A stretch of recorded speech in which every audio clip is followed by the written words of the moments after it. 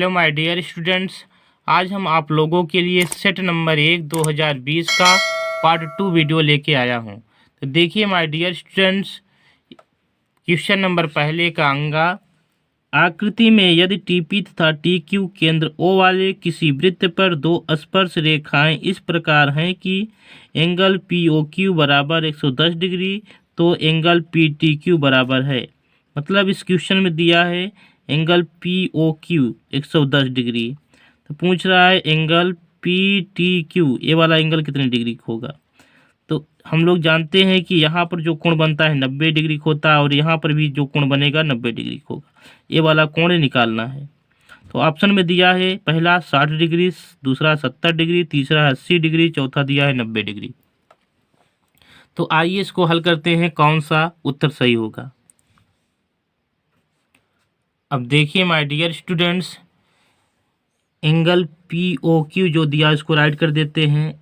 दिया है angle P O Q 110 degree, और ये वाला एंगल कितना है 90 डिग्री। ये भी कितना है 90 डिग्री, इसको भी राइट कर देते हैं।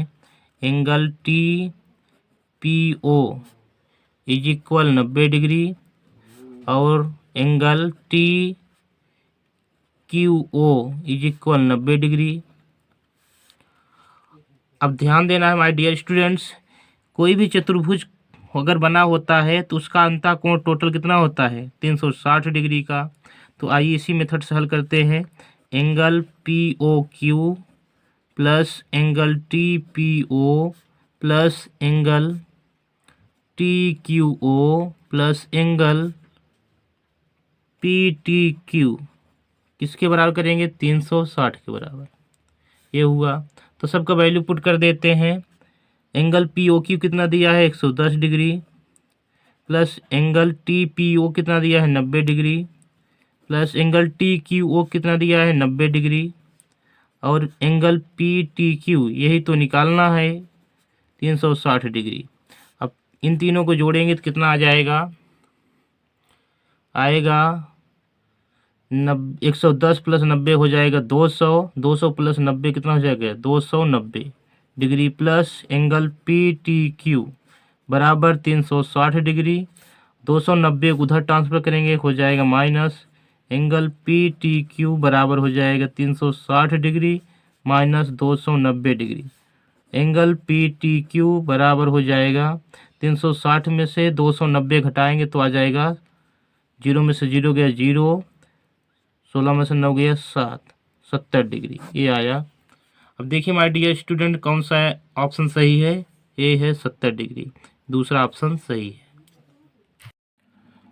अब देखिए my dear students, question number पहले का चा, क्वेश्चन नंबर पहले के चा में दिया है एक लंबवृत्तीय बेलन के आधार पर क्षेत्रफल 9 पाई सेंटीमीटर स्क्वायर है, तो उसके आधार पर व्यास होगा। तो ऑप्शन में दिया है 2 सेंटीमीटर, 3 सेंटीमीटर, 4 सेंटीमीटर, 6 सेंटीमीटर। तो इसमें से कौन सा आंसर सही होगा। तो ध्यान देना है, एक लंबवृत्तीय बेलन दिया है तो उसके आधार पर क्षेत्रफल दिया है 9 पाई सेंटीमीटर स्क्वायर। तो आइए इसको सॉल्व करते हैं। ध्यान देना है माय डियर स्टूडेंट्स, लंबवृत्तीय बेलन के आधार पर क्षेत्रफल हो जाएगा, मतलब आधार पर क्षेत्रफल दिया है, आधार पर क्षेत्रफल कितना दिया है 9 पाई सेंटीमीटर स्क्वायर। तो ध्यान देना है माय डियर स्टूडेंट्स, आधार का क्षेत्रफल होता है पाई आर स्क्वायर। तो पाई आर स्क्वायर कितना दिया है 9 पाई, पाई से पाई कैंसिल हो जाएगा, आर स्क्वायर इज इक्वल हो जाएगा 9। आर स्क्वायर उधर जाएगा तो आर का स्क्वायर हटाएंगे तो ये इधर हो जाएगा, तो अंडर रूट में हो जाएगा, आर इज इक्वल हो जाएगा अंडर रूट में 9। 9 को वर्गमूल निकालेंगे तो आ जाएगा 3। तो रेडियस मतलब त्रिज्या कितना आ गई, त्रिज्या आया 3 सेंटीमीटर। तो व्यास निकालना है, तो व्यास बराबर होता है 2 गुणित त्रिज्या। व्यास बराबर कितना होता है 2 गुणित त्रिज्या। तो 2 गुणित त्रिज्या कितना है 3 सेंटीमीटर, तो 2 तिहाई 6, कितना आ जाएगा 6 सेंटीमीटर। कितना आया 6 सेंटीमीटर। तो देखिए माय डियर स्टूडेंट्स, इसमें दिया है 2 सेंटीमीटर, 3 सेंटीमीटर, 4 सेंटीमीटर और 6 सेंटीमीटर। कौन सा ऑप्शन सही होगा? 6 सेंटीमीटर वाला। अब देखिए my dear students, question number दूसरे का। तो दूसरे का में दिया है सभी खंड कीजिए। इसमें बोला है सभी खंड करने के लिए। तो पहला क्वेश्चन दिया है का, जिसमें दिया है चित्र में वृत्त का केंद्र O है। ये चित्र है, इस चित्र में वृत्त का केंद्र क्या है? O है, जिसकी AB और CD दो जीवाएं बिंदु E पर काटती हैं। एक है जीवा AB और दूसरी है जीवा CD, जो E बिंदु पर काट रही हैं। फिर इसके बाद कहा है CE बराबर दिया है 4 सेंटीमीटर, CE बराबर दिया है 4 सेंटीमीटर और ED बराबर दिया है 2 सेंटीमीटर, ED बराबर दिया है 2 सेंटीमीटर। और तो AE गुणित EB का मान ज्ञात कीजिए। मतलब AE गुणित EB का वैल्यू पूछ रहा है। तो आइए माय डियर स्टूडेंट्स इसको हल करते हैं। अब देखिए माय डियर स्टूडेंट्स, इस क्वेश्चन में जो दिया है पहले उसको लिख देते हैं। CE कितना दिया है? 4 सेंटीमीटर, 4 सेंटीमीटर इसको लिख दिए। और ED दिया है 2 सेंटीमीटर, तो इसको भी लिख दिए। अब एक फार्मूला होता है जीवा प्रमेय से। तो जीवा प्रमेय से क्या हो जाएगा? CE गुणित ED इज इक्वल AE गुणित EB। यहाँ लिख सकते हैं जीवा प्रमेय से। किस प्रमेय से? जीवा प्रमेय से। ब्रैकेट में लिख सकते हैं जीवा प्रमेय से। तो अब देखिए माय डियर स्टूडेंट्स, CE का वैल्यू कितना दिया है? 4, तो यहाँ 4 लिख दिए, 4 सेंटीमीटर। और ED का वैल्यू दिया है 2 सेंटीमीटर, 2 सेंटीमीटर राइट कर दिए, बराबर AE मल्टीप्लाइड EB।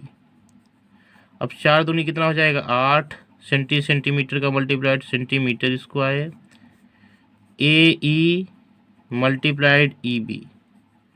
तो AE multiplied EB is equal आ जाएगा 8 सेंटीमीटर स्क्वायर। ये हुआ आपका आंसर। अब देखिए my dear students, question number दूसरे का खा दिया है। खा वाले में दिया है कोसेक 42 डिग्री बटा सेक 48 डिग्री का मान ज्ञात कीजिए। मतलब कोसेक 42 डिग्री और बटा में सेक 48 डिग्री का वैल्यू कितना होगा। तो आइए इसको हल करते हैं।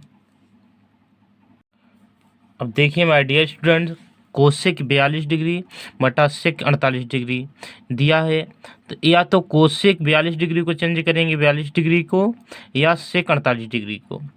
अब ध्यान देना है, कोसेक 42 डिग्री को इस तरह से लिख सकते हैं, कोसेक 90 में से कितना घटाएं कि 42 डिग्री आ जाए।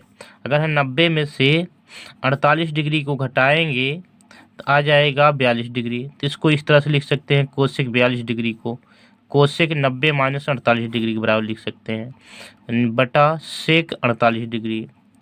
अब एक फार्मूला होता है कोसेक 90 माइनस थीटा, कितना हो जाएगा? सेक थीटा, इसके बराबर हो जाएगा। यहाँ फार्मूला अप्लाई करेंगे, कोसेक 90 माइनस 48 डिग्री बराबर हो जाएगा सेक 48 डिग्री। अब बटा में लिखा है सेक 48 डिग्री, दोनों डिवाइड हो जाएगा तो आएगा इसका वैल्यू 1। कितना आया? 1। ये हुआ उत्तर इसका। अब देखिए माय डियर स्टूडेंट्स, दूसरे का ग।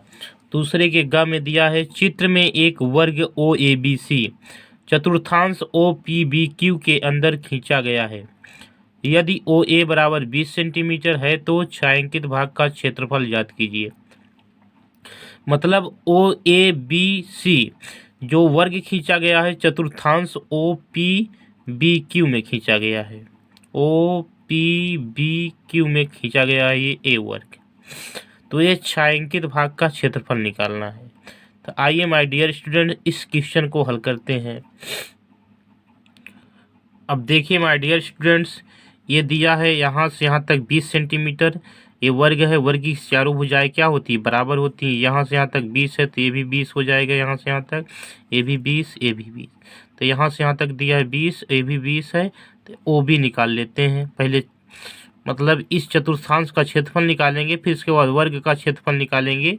तो वर्ग चतुर्थांश के क्षेत्रफल में से वर्ग के क्षेत्रफल को घटा देंगे तो छायांकित भाग का क्षेत्रफल निकल आएगा। तो पहले इस चतुर्थांश की मतलब एक त्रिज्या निकालेंगे ओ बी। तो ओ बी निकालने के लिए पाइथागोरस प्रमेय अप्लाई करना पड़ेगा। लिखेंगे पाइथागोरस प्रमेय से, पाइथागोरस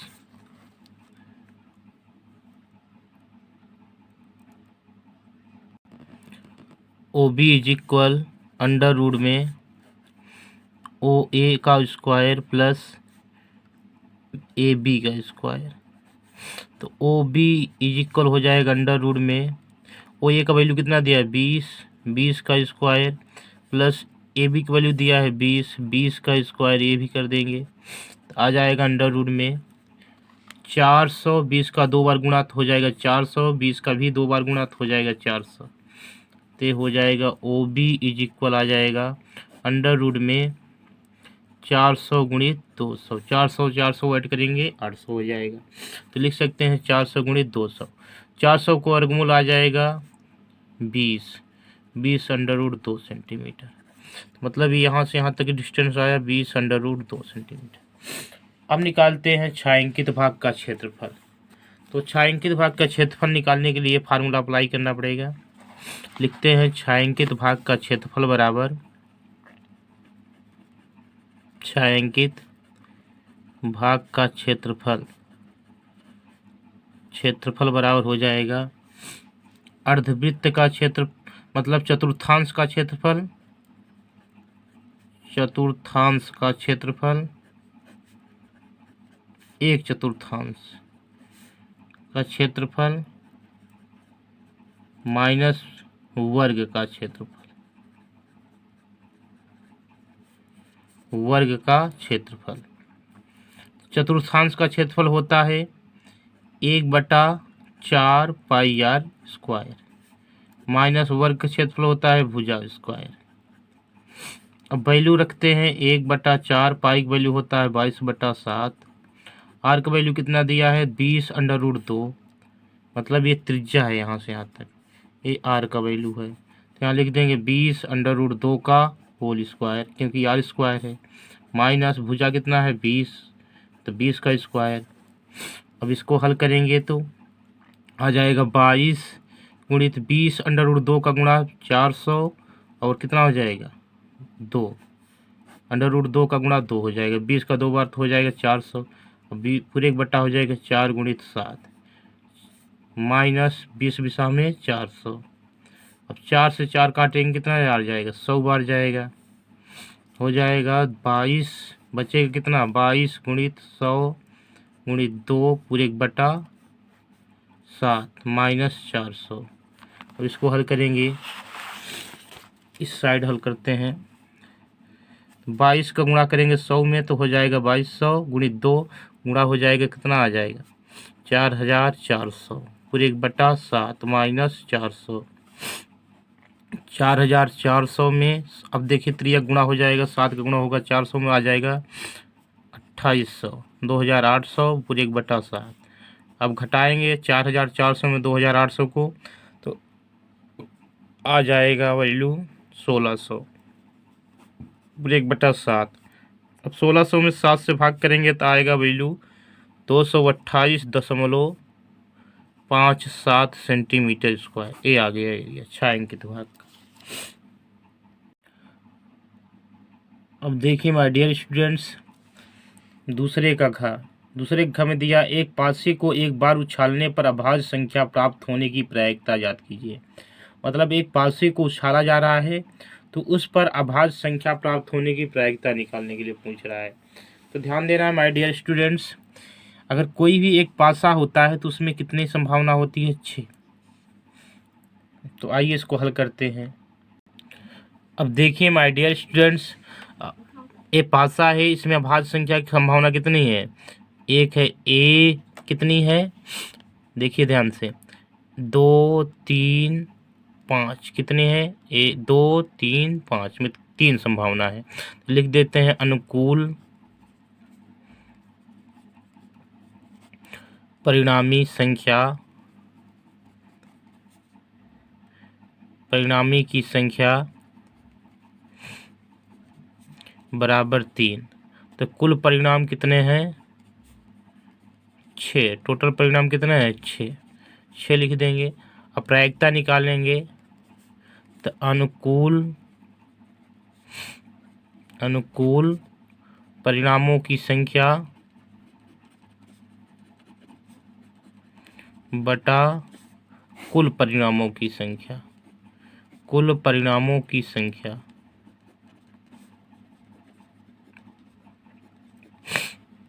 तो आएगा आंसर। ध्यान से देखिए माय डियर स्टूडेंट्स, 3/6। अनुकूल कितना है? 3। अब कुल कितना है? 6। तो भाग करेंगे 3 एक नम 3, 3 दूनी 6, 1/2, 1 में 2 का भाग करेंगे आ जाएगा 0.5। कितना आया? 0.5।